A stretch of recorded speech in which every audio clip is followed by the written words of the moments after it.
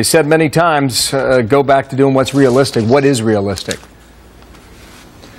Well, right now, I don't see anything specific we can do in the short term. Having said that, we have to start, I think, just totally reversing our policy toward Russia. The reset policy of President Obama has not worked.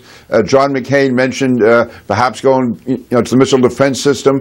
But I think it's going to be a long-term changing of relations here, whether it involves trade, whether it involves diplomacy, whether it involves speaking out more against Russia's human rights violations, making it clear that the world has changed. So I don't expect to see a dramatic event taking place, but I think this has to be slow, sustained, and steady rejection of Soviet policy. And again, it's a round world, and when opportunities come along, don't give Russia the benefit of the doubt, but we go for our own advantage and forget about the reset button. You know, you wonder what the president is willing to do. Because at the moment, it appears, at least publicly, he's been willing to do very little in terms of action. Yeah, again, you're hoping that something is going on behind the scenes, but I think the president has been missing in action on this.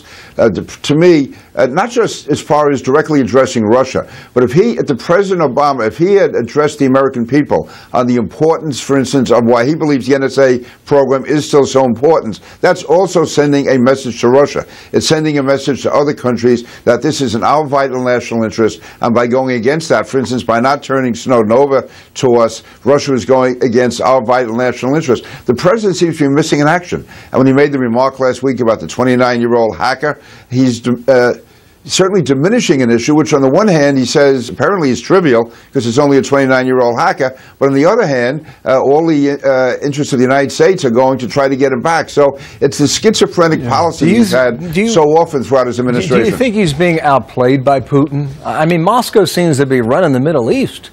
You know, they're calling the shots in Iran, they're calling the shots in Syria. Yeah, you hate to be critical of your own president during a time like this, but you're right. As far as Syria, as far as Iran, as far as this incident with Snowden, and just at the EU, the way Putin was conducting himself, he seems to be coming across as a strong man, and the president seems to be just flailing out, going from issue to issue, not focusing enough. It's really time to be strong here, and I'm not.